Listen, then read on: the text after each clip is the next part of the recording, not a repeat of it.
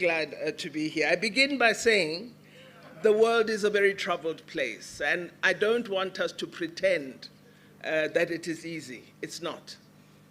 We are faced with a very challenged world. I realized this when in 2021 I was sitting in a summit of the Executive Council of the African Union, and it was whispered to me that the African Union Commission chairperson had issued an invitation to Israel to become an observer at the African Union. Imagine my horror.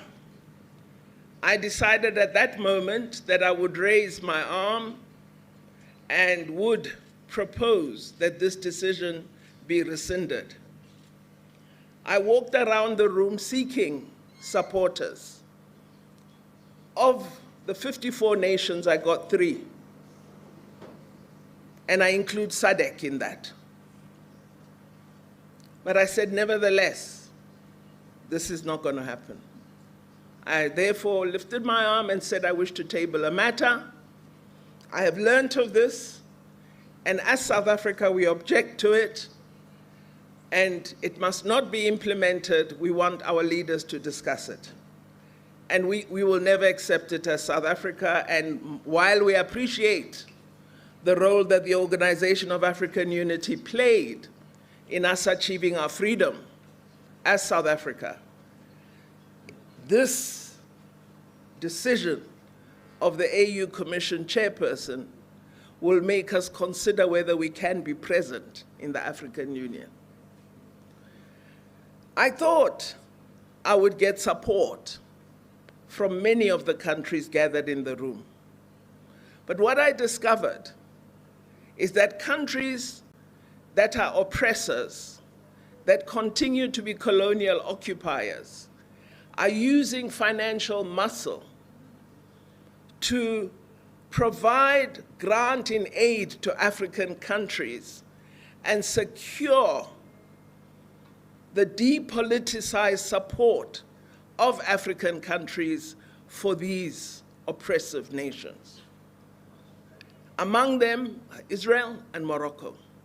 They're playing a very negative role in Africa. And comrades, I'm being frank here because you, in this room, you are supposed to be trade union leaders, many of you, or you lead progressive organizations, and you are failing in your duty to convince governments in Africa and all other countries of the South that they cannot tolerate such situations.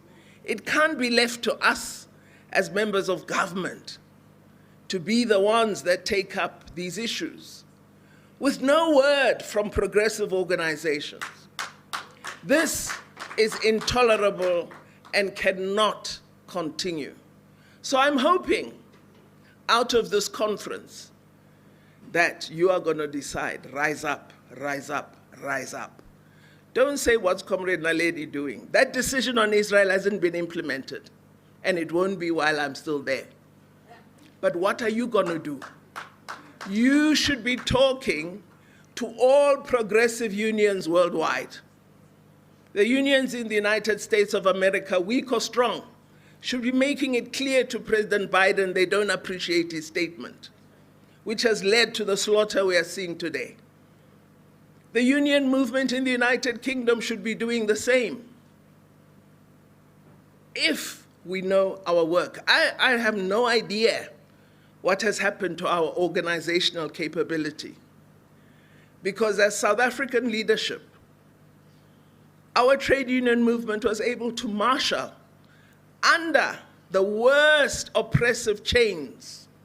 We were able to marshal international solidarity of a kind that has not been seen since the struggle against apartheid. Where have all these progressive leaders gone and why? Why are we not able to organize? Why are we only sitting in a room as 300? There should be 3,000 here. There's something wrong, and that's why I'm saying we're in a troubled world. And we need to recognize that the world has shifted. Because what has happened is, in a determined fashion, progressive values and principles have been hacked and hacked and hacked, and it is now difficult to find a voice of the left.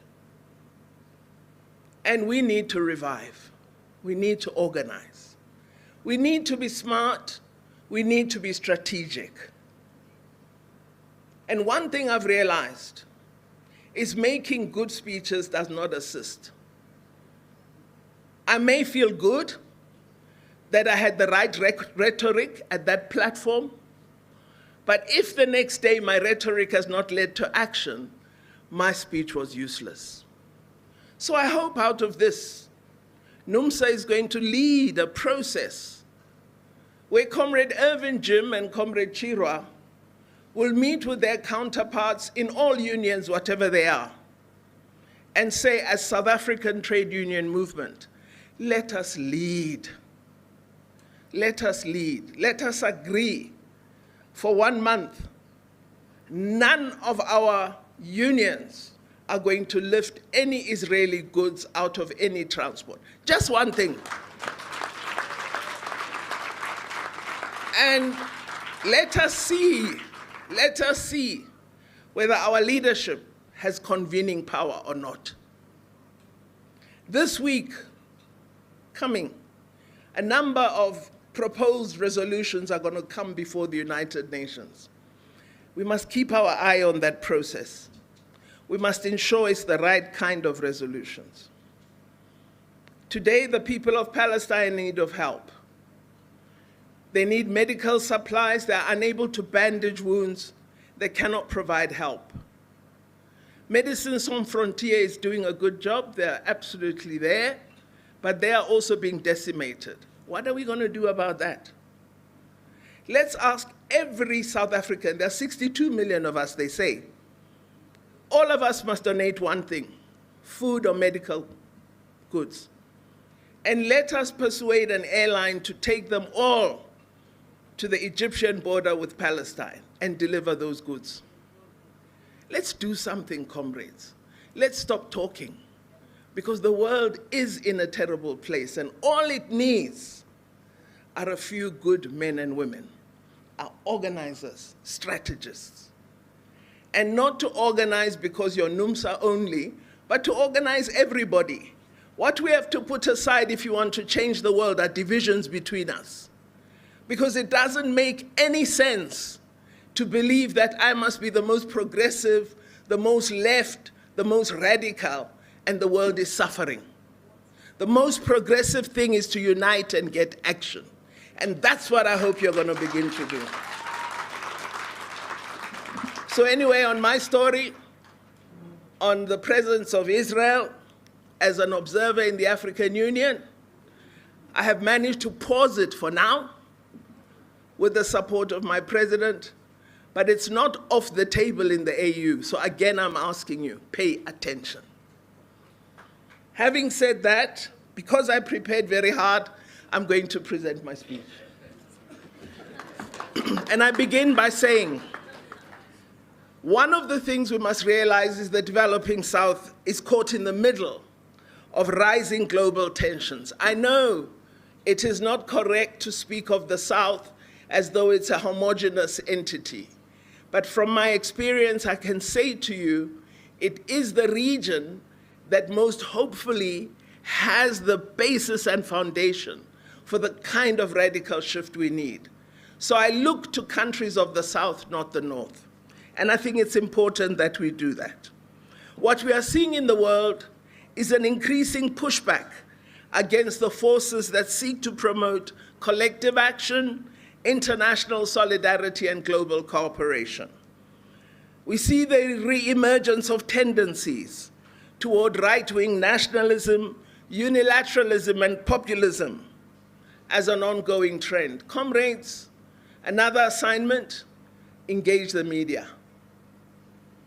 Why is it all right for a Palestinian journalist to be murdered, but it's not okay for a journalist from Canada to be murdered? What kind of value system is that? We've been silent about Shireen Abu Akleh. She was murdered. murdered before our eyes. The media today, since the period of the embeddedness of Iraq,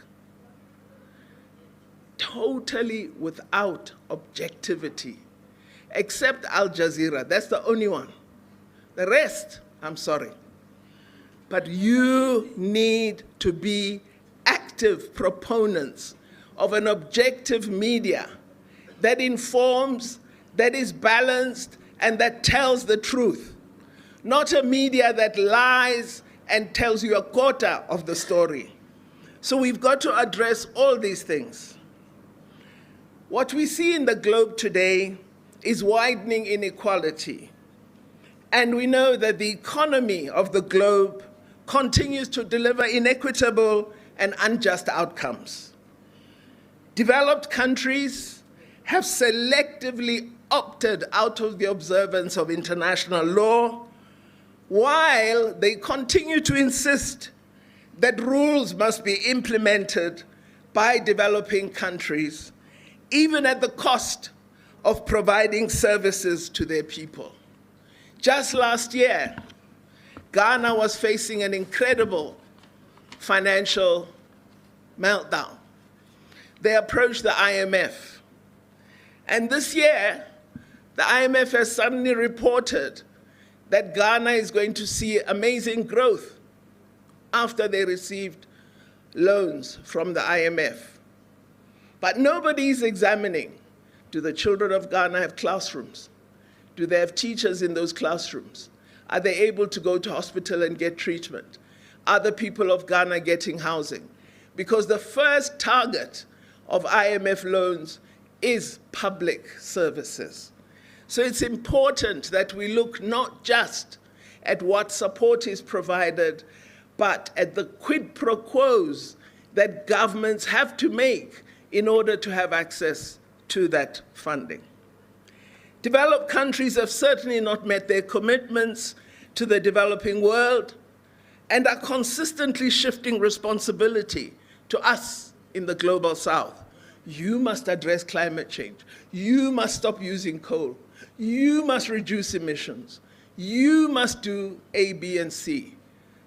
We've developed, they had thousands of years to develop, and in a short space of time, we must arrest our development and respond to their demands. I'm not saying coal is what we should use. I'm not saying we shouldn't reduce emission. Don't misunderstand me. But I'm saying the kinds of demands being made on developing countries without appropriate resource responses are actually demands that are unconscionable. So what this has led to is it's become increasingly difficult to pursue sustainable development goals. We saw this year that the Secretary General of the United Nations has indicated that far from moving in a positive fashion, the world is actually going backwards. We now have more poverty, more inequity, more joblessness. So the fundamental crises of our time call for international responses, in our view. If we accept that the world is increasingly more fragmented, it provides an opportunity for those concerned with economic justice, yourselves, to work toward creating a genuinely progressive alternative. Progressive forces around the world need to push for multipolarity and a strengthened, fairer, and more inclusive multilateralism by exerting more influence on global debates. We should not be silent. We should be having loud views. We need to make our economies work for the common good, and we need to take all the measures necessary to protect our planet. We believe that what is needed is a different kind of multilateral architecture, which is more suited to today's challenges of the world. In our own view, Comrade Ronnie, despite its inadequacies, it is our belief that the United Nations must remain the primary locus for political, security, and development decision-making, as it remains the most representative global body, despite its shortcomings. We believe a complete overhaul of the UN system is needed so that the UN Security Council is democratized and reflects the current balance of forces in the global system. It's unacceptable, 8 decades nearly after its creation, 5 nations still wield disproportionate decision-making power in the Security Council, and those 5 number among the most problematic countries in the world, the causes of many of the problems I referred to today. So the overhaul of the UN system should include enforcement of decisions taken by what we hope will be a democratized UN Security Council. We also believe we should no longer accept a situation where countless UN resolutions are passed by the vast majority in the UN General Assembly, but are merely ignored. We've had repeated calls, as Comrade Khalid has said, from UN member states for Israel to withdraw from the occupied territories to the 1967 borders. These decisions have been ignored, and instead, we have witnessed the burgeoning expansion of illegal settlements on Palestinian land, growing oppression of the Palestinian people, gross violation of their human rights, and the Gaza Strip being turned into an open-air prison, regularly denied electricity, water, and fuel. The current denial is not new. It's been happening time and time and time again. For 16 years, Gaza has been under siege, with its people struggling to survive the ongoing land, air, and sea blockade imposed by Israel, with Palestinians denied exit and entry into the Strip. I was horrified when one of our former leaders, Comrade, I don't know if I should call him Comrade anymore, Comrade Teralekota, said that Israel is not an apartheid state. Well, the Palestinians are denied free exit and entry into their own land. They do not have free movement. We didn't have free movement under apartheid. Palestinian people use separate entrances when they go through the border. We had to use separate entrances under apartheid. Palestinian children do not have free access to education. It was the same for us. So I don't know what more Israel should do for Comrade Likota to recognize that it is an apartheid state. We've seen today increased Israeli aggression under the most far-right Israeli government we've ever seen. And we've seen the inaction by the Security Council, the very body whose mandate is to maintain international peace and security. Despite the fact that the root cause of this conflict is illegal occupation, we have heard a tirade of criticism of Palestinians from Western powers and unflinching support for the occupying power, despite the fact that I've been called all kinds of names because I refused to call Russia an occupying power of Ukraine. I've always objected to double standards. These type of double standards are the result of a global system which is skewed in favor of the powerful, to the detriment of those fighting for their rights and self-determination. I repeat, it is imperative that social movements raise their voices in solidarity with the Palestinian people, particularly given the notably biased media coverage of the current violence. Within the United Nations, we have seen almost unanimous support among member states for ending the illegal economic blockade of Cuba, which is now entering its 61st year. Yet, the Cuban people continue to be denied access to life-saving medicines, essential goods, and the right to trade as any other sovereign nation. These are injustices that once more need to be taken up by the Global South and progressive forces worldwide to create a groundswell of popular support for the Cuban people, as well as the people of Palestine and all oppressed people all over the world. In South Africa, as the South African Department of International Relations and Cooperation, we wanted to provide support to the people of Cuba after they sent an appeal to us. When our opposition parties got hold of our intention, they, through an organization called AfriForum, took us to court. And the court ruled that I must use that money for poor people in South Africa and not provide anything to the people of Cuba. Of course, I'm appealing that decision, but here's my troubling point. The progressive forces of South Africa have never spoken up in support of my fight in court. And AfriForum is decimating all the progressive gains we have made in South Africa, including affirmative action, and we are allowing it to happen while we live. We are also articulating calls that we should overhaul the current global financial and trade architecture, and much of the world is joining us in this call. We believe we need a fundamental reset of the Bretton Woods institutions, including the IMF, the World Bank, and the World Trade Organization. Multilateral development finance institutions need to be redesigned to respond to the challenges we are confronted with and to assist countries to meet the Sustainable Development Goals.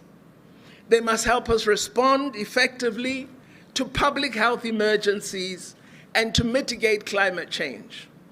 The IMF needs to be repurposed and should provide counter-cyclical lending in times of debt distress, enable debt restructuring and relief, and provide liquidity to all countries that require it.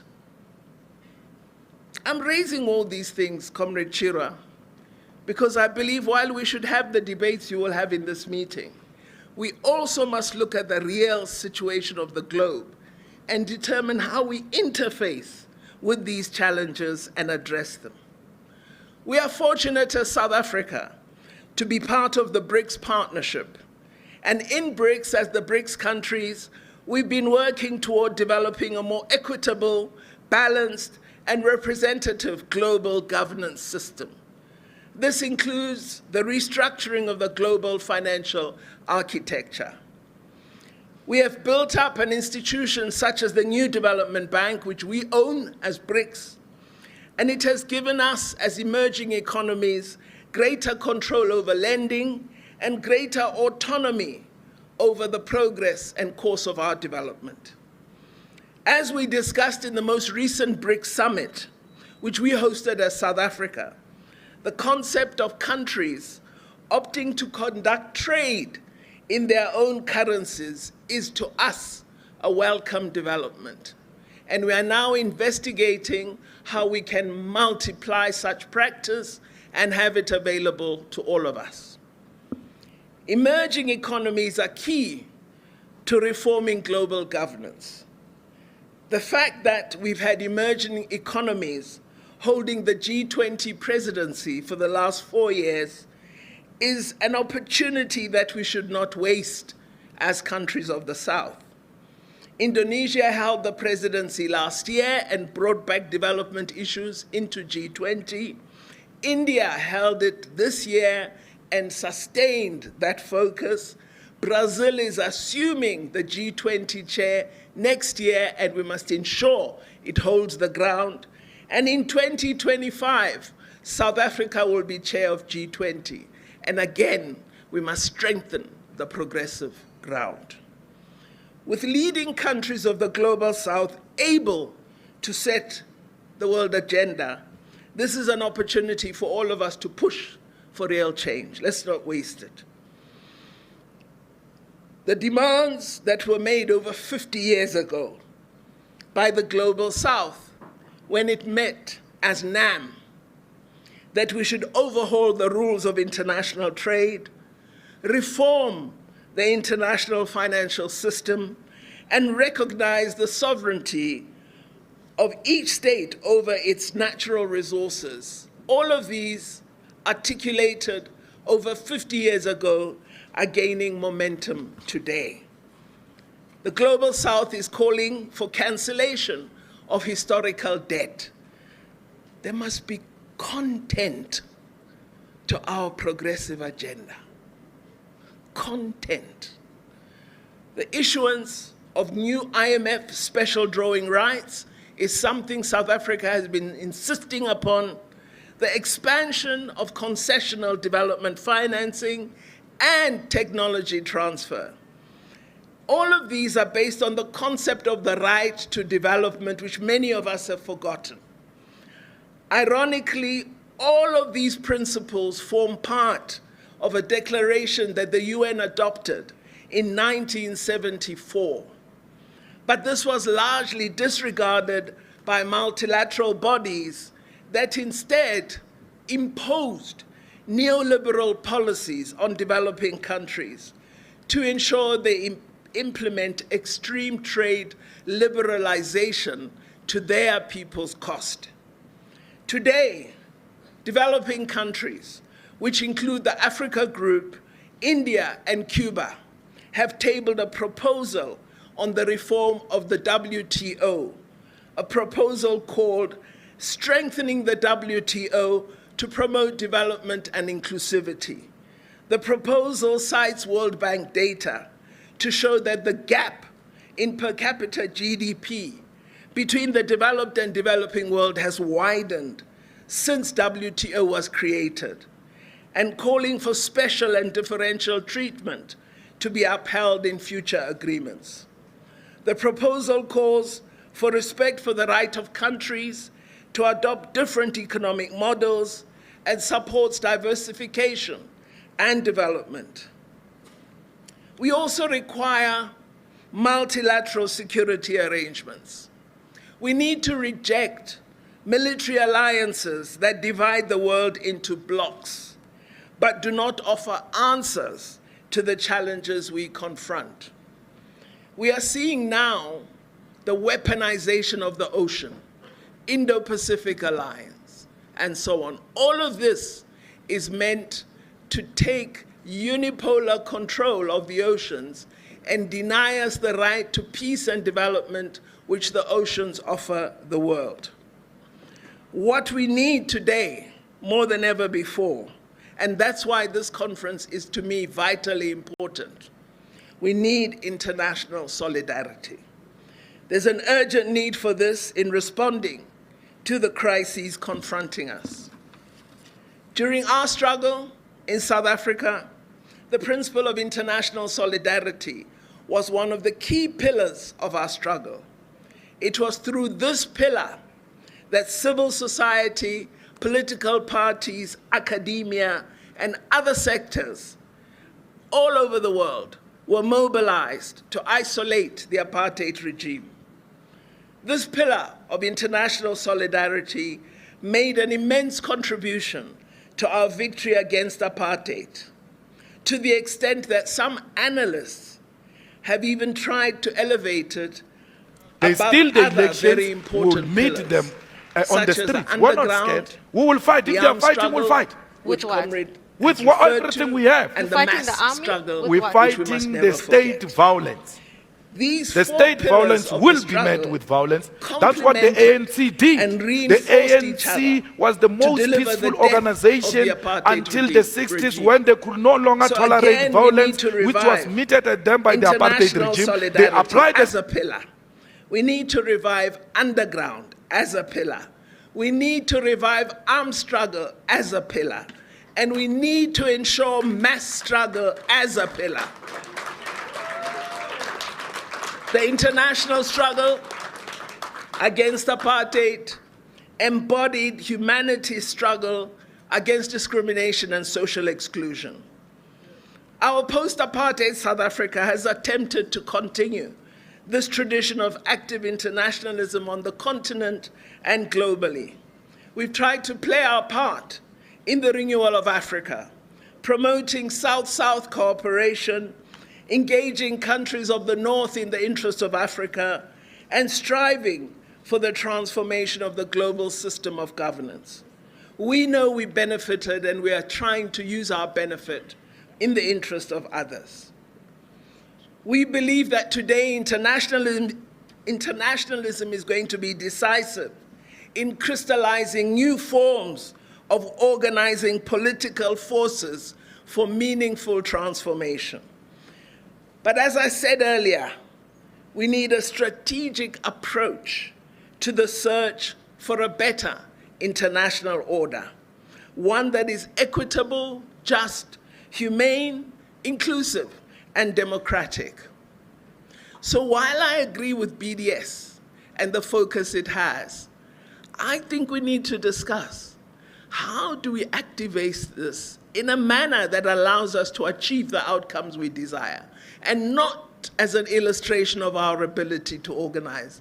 And I haven't yet had that strategic advice. So with the BDS intervention at the ANC conference in 2017, we did indeed remove an ambassador from Israel. But I haven't seen it advance the peace agenda. So how do we act together to make gains in the struggle, rather than to have illustrations of action? This is the kind of strategic discussion I hope we could have at some time.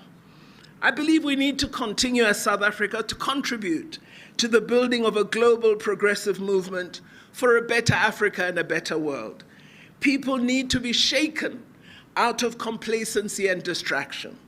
Progressive forces of the left need to step in, need to provide hope and vision, and offer up concrete pathways to political action. Across the global South, the progressive community has begun to rally. We look forward to the expansion of brave, united, vibrant social movements. As the great revolutionary leader of Cuba, President Fidel Castro, said, we need to unite today to build the tomorrow we yearn for, to vindicate the always excluded, and to rescue faith in humanity. I hope we can do this, and I thank you for listening to me.